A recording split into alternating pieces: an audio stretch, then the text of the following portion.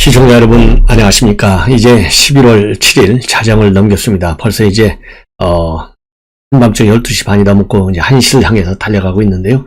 마지막 방송이 되겠습니다. 국민의힘의 비상이 걸렸어요.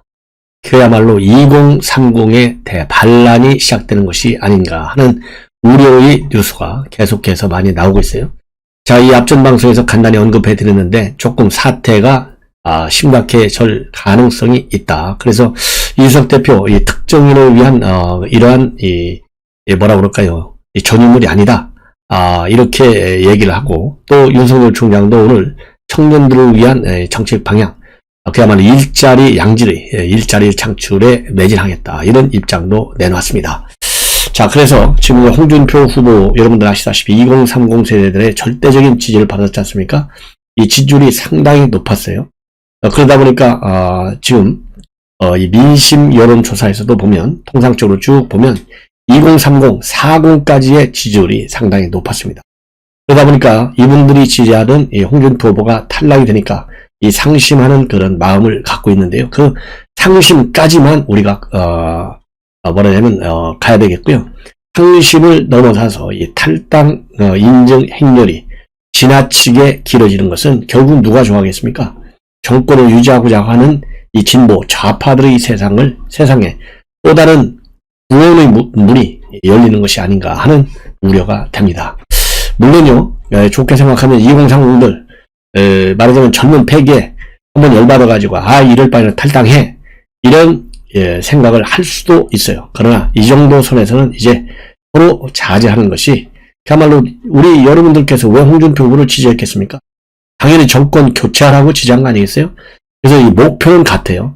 이 목표를 달성하는 방법론에 있어서 2030은 홍준표를 그리고 50 이상의 세대에서는 윤석열을 택했다. 이것이 하나의 정론으로 되어 있잖아요. 그러나 이제는 물줄기와 결국은 정권 교체라는 그 창구를 향해서 같이 가다가 다시 뒤로 돌아오는 일은 있어서는 안 된다라고 저는 말씀을 드립니다. 그래서 지금 보도에 따르면은 2030 특히 이 사이에서 무야홍 이렇게 이제 강한 지지를 이렇게 보내줬어요. 그래서 실망한 탈당 인증샷이 나오고 있고 이것이 온라인 커뮤니티에서 상당히 뭐라 그럴까요? 하나의 세가 형성되는 그런 추세를 좀 보이고 있다. 그래서 지금 이렇게 보면요. 국민의힘의 탈당계를 제출하고 또 탈당 통보를 받았다. 이런 것이 실시간으로 지금 제법 올라오고 있다고 합니다. 그래서 왜 우리가 탈당하는지 생각해보라. 우리를 역선택 취급했다. 노인의 힘을 떠난다. 라는 이런 얘기가 나오고 있고요. 어떻게 탈당 원서를 작성하고 또 이 신고서는 어떻게 제출하는지 이런 팁까지도 지금 공유하는 상황에 치닫고 있다. 이렇게 지금 알려지고 있습니다. 참고적으로 이 국민의힘의 경우에 지난 6월에 이준석 대표가 취임한 이후 젊은 당원들이 많이 늘어났다고 하잖아요. 그래서 지난 8월 말 기준으로 보면 20대가 22,000여 명, 에서 47,000여 명으로 30대가 34,000여 명에서 57,000여 명으로 대폭 늘어났어요. 한 도합 거의 48,000여 명 정도가 늘어났는데 이 사람들이 이렇게 탈당하고 있는 것은 2030 세대가 원하는 어젠다를 홍준표 후보를 통해서 구현하고 싶었어요. 그거를 눈으로 보고 싶어 했어. 근데 이게 안 되니까 거기에 대한 실망감의 표현이다. 이렇게 해석이 되는 부분이고요. 이럴 바에는 차라리 이재명을 찍겠다라는 분위기까지도 지금 나타나고 있다고 합니다. 실제로 여론조사를 보면요. 2030, 40까지의 지지율을 보면 윤석열 총장은 비교적 이 한 자리 숫자를 내놓는 것이 나오고 있는 것이 다수 사례였었어요. 더군다나 지금 이 2030 젊은 세대들이 싫어하는 것 중에 자존심 상한 것 중에 하나가 왜 우리를 역선택 취급했느냐. 그 부분에 대해서 굉장히 화가 났다는 거예요. 그래서 차라리 이럴 바에는 기권하거나 아니면 이재명 후보를 찍겠다. 이런 것들이 굉장히 열받는 것이고 그래서 이 역선택이 이 젊은 세대들의 감정을 자극한 것으로 그렇게 보도들이 나오고 있어요. 자, 그래서 지난 4.7 재보궐선거에서도 보면 2030 세대들이 여론을 굉장히 주도했고 이것이 결국 오세훈 그다음에 박형준 20% 정도의 압승을 거두는 원동력이 됐다. 이것이 통상적인 이 해석이거든요.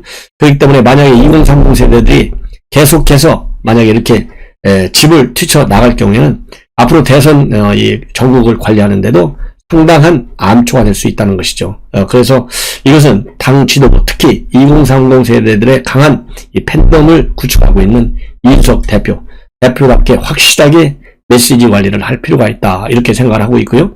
그 다음에 오늘 이 청년의 기념식에서 윤석열 후보는 청년들에게 정말 미안하다, 여러분들의 신명나게 젊음을 바칠 일자리를 만들겠다, 그리고 이 스타트업 이런 기업에 대해서도 전폭적인 지원을 하겠다, 이런 입장을 발표한 바 있고, 또 이준석 대표도요, 이 청년의 이 행사, 이 축사에서 윤 후보가 앞으로 젊은 세대가 어떤 것을 바라고 이해하는지 노력하면 각종 우려를 부실시킬 수 있을 것이다. 그래서 당에 큰 지지를 보여줬던 2030 세대가 앞으로 더 많은 지지를 보낼 수 있도록 윤석열 후보와 이준석 대표 본인이 열심히 뛰겠다, 이런 약속을 했어요.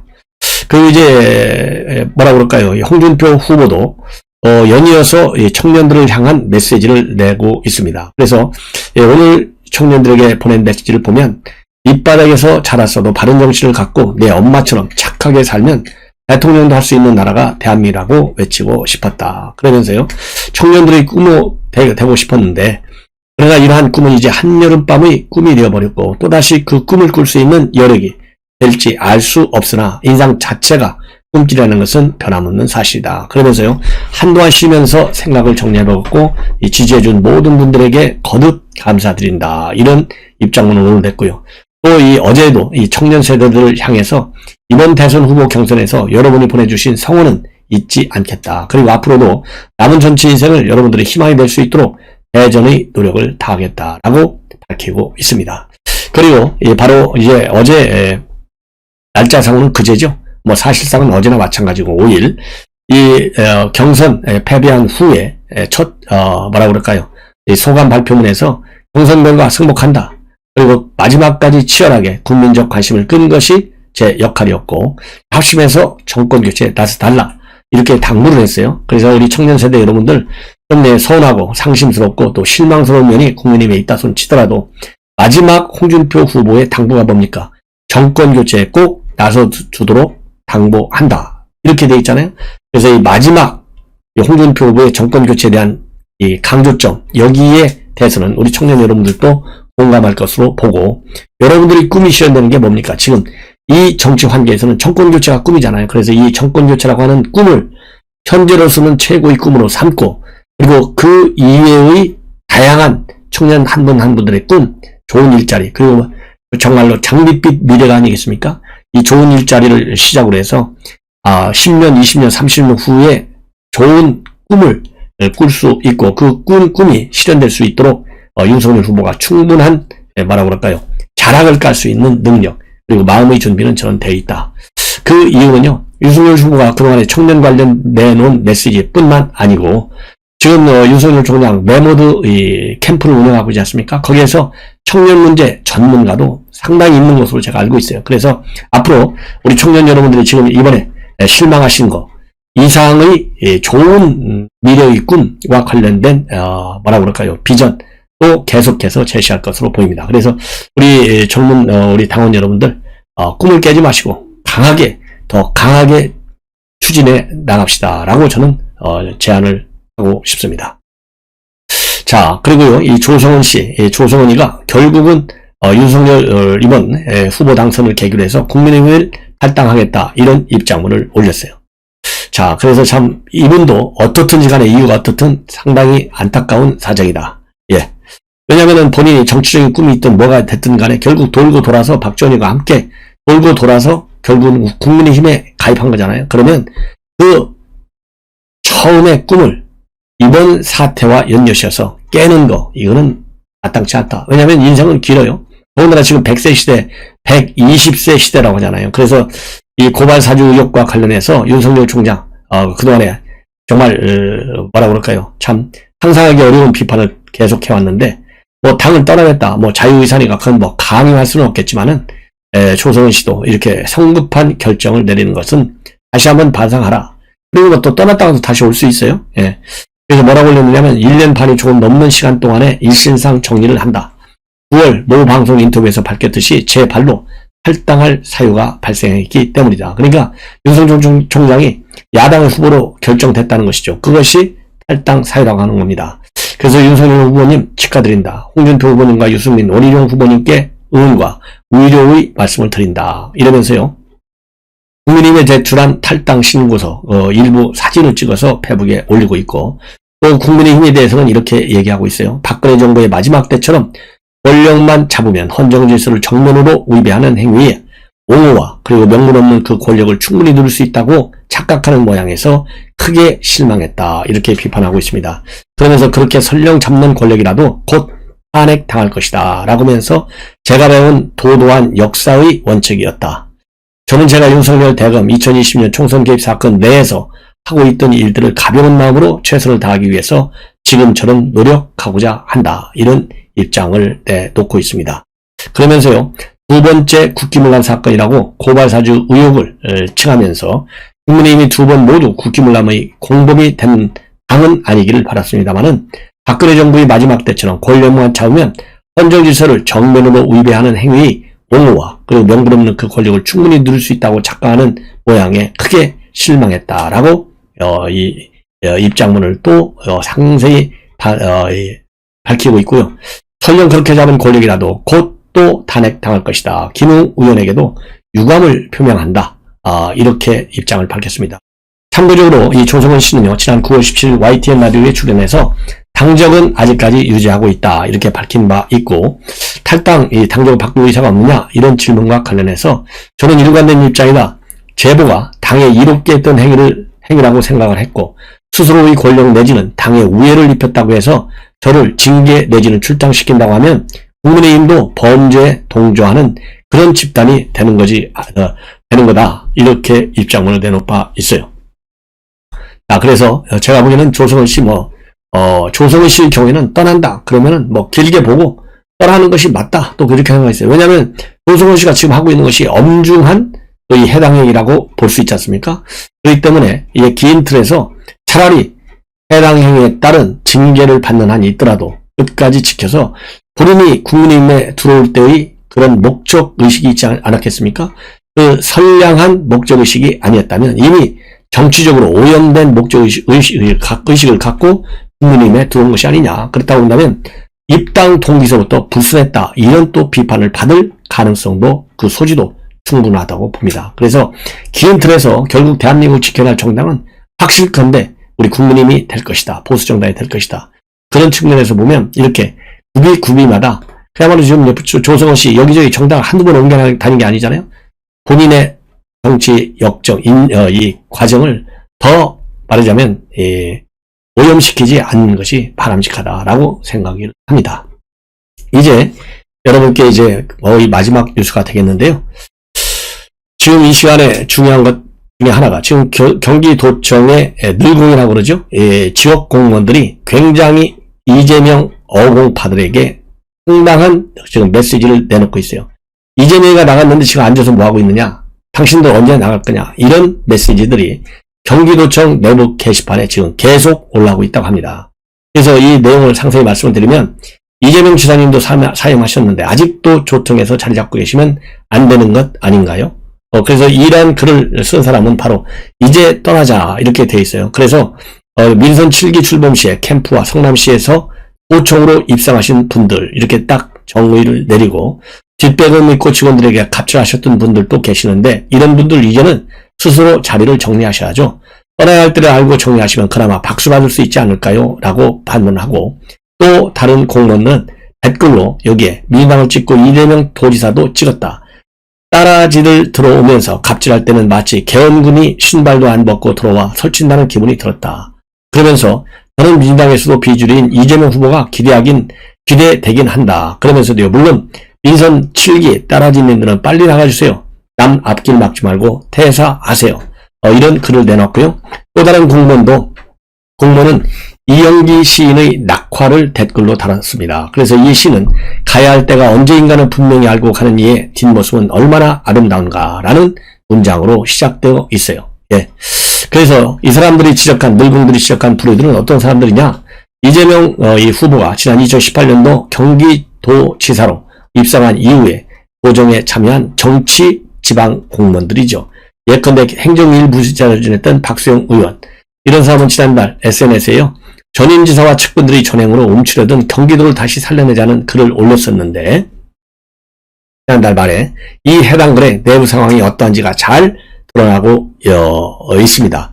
그는 경기도를 친정에 비하면서 공직생활을 떠난 후에도 후배 공무원들과 평소 많은 교류를 해왔다, 이렇게 밝히고 있어요. 그러면서 결국은 박 의원의 이러한 글, 여러 가지 글을 많이 올렸는데, 글을 본 도청 공무원은 노조 게시판에다가 다 맞는 말 아닌가, 일부지사 기조실장 2급, 자체무역장 3급, 비서실 별정 5급만 또 못한 역할과 기능이 없었던, 이제 하루빨리 어공들 정리해야지 라고 감상평을 썼고요. 그러면서 기형적으로 비대하고 도정을 호령했던 이 비서실 기능이다. 그래서 그 역기능, 즉 이재명의 이 어공들의 역기능을 지적하고 있습니다. 그래서 이재명의 어공들이 상당수 사직했지만은 아직도 도청과 산하기관에 많이 남아있다고 그래요. 그래서 이 사람들은 남아서 뭐 하느냐? 참 나쁜 짓을 하고 있어요. 이재명 후보가 추진하는 정책들이 지속될 수 있도록 가교역을 하고 있다는 평을 받기도 하지만, 현재 남아있는 이상 라인들, 어공들은 지사 부재로 인해서 정책 중단, 누수될 정보, 혹시 모를 변수, 혹시 말하자면 무슨 돌발 변수, 이재명의 운명에 연결되는 이런 거를 막으려고 지금 남아있다. 이런 지금 평가, 의혹, 비판을 받고 있습니다. 자, 이제 성남시 시의원 이기인 시의원, 이번에 이제 유승민 캠프에서 대변인을 맡았어요. 그 이기인 시인이 오늘 아주 대단한 폭로를 하고 있습니다. 바로 뭐냐? 유동규가 체포되기 전에 김혜경과 통화했다는 제보를 여러 명한테 받았다, 이렇게 공개하고 있어요. 그래서 상당히 거센 후폭풍이 예고가 되고 있습니다. 그러면서 이 내용, 제보받은 내용이 아마도 맞을 거다. 그러면서요, 이재명의 영부증을 느낀 성남의 전직 민주당원들에 따르면은 김혜경과 유동규, 이 와이프가 같은 교회 집사로 활동하면서 오랫동안 가깝게 지냈다고도 하고, 김혜경이 유동규를 각별하게 챙겼다고 말하는 걸 보면 이재명과 직접 통화하기보다는 바로 김혜경 씨와 연락했을 가능성도 배제할 수 없다, 이렇게 주장을 하면서요, 이러나 저러나 특검이 답이다, 이런 입장문을 내놓고 있습니다. 그러면서 지금 이기인 시의원이 그동안에 많은 폭로를 해왔는데요. 지난 10월 5일날 YTN과 인터뷰에서도 이재명 후보의 부인과, 즉 김혜경 씨죠, 유동규 본부장의 부인이 같은 교회 집사로 가깝게 활동했다는 것도 보도를 통해서 제기가 됐고, 특히 이 부분은 이재명 후보의 형수인분의 특정 기자가 직접 확인한 바도 있다. 그래서 공사 직원들에게 체크를 해보니까 유 씨가 대놓고 직원들 앞에서 항상 얘기했던 대목이기도 하다, 이렇게 의혹을 제기하고 있습니다. 당연히 여기에 대해서 이재명 선대위의 박찬대 대변인, 확인해볼 가치도 없다, 멀쩡한 이 후보 아들을 화천대유에 근무한다고 한 것도 그쪽에서 했던 말이지 않느냐, 믿을 수 있는 소스도 아니고 황당할 뿐이고 그냥 막 지르는 것 같다, 그러면서 이기인 시 의원을 완전히 비판하고 매도하고 있습니다. 자, 그렇지만은 이러한 이기인 시인의 시의원의 폭로와 관련해서요, 진중권 이 교수도 페북에 이 글 기사를 링크한 뒤에 원희룡이 말한 게 이거인 듯하다, 그러면서 지금 현재 이기인 시의원의 이 SNS 상당히 빠른 속도로 확산되고 있어요. 그리고 원희룡 지사가 바로 어제 뭐라고 얘기했냐면요, 황보선의 출발 새 아침에서 인터뷰에서 압수수색 전에 우동규와 통화한 채 이의 인물이 누군지 밝혀지면 파장이 클 만한 그런 인물이냐, 이렇게 물으니까 파장이 큰 정도가 아니라 이재명 후보는 아마 후보 내려내야 할 것 같다, 이렇게 답을 했고요. 진행자가 그게 누구냐 계속 물으니까 원희룡 지사 얘기가, 제가 이름을 집어서 얘기할 수는 없다, 왜냐하면 그러려면 제가 근거를 대야 하지 않느냐, 그러면 제보 증인의 신분이 드러나게 된다, 이런 입장문을 밝힌 바 있어요. 자, 그래서 이미 유동규하고는요, 정진상이가 통화를 했고, 이재명의 말하자면 최측근 비서관이죠, 정책 비서관, 그 다음에는 또 정민용 변호사, 이 정민용 변호사는 바로 이 남욱 변호사가 성남 도시개발공사의 심호는 말하자면 신복이죠. 그래서 이 정진상, 정민용, 이 두 사람이 유동규와 통화했는데, 이 원희룡 지사가 얘기한 또 다른 한 명이 있다라고 한 그 한 명은 바로 지금 김혜경이를 얘기하는 것이다. 이렇게 지금 우리가 추론을 내릴 수 있습니다.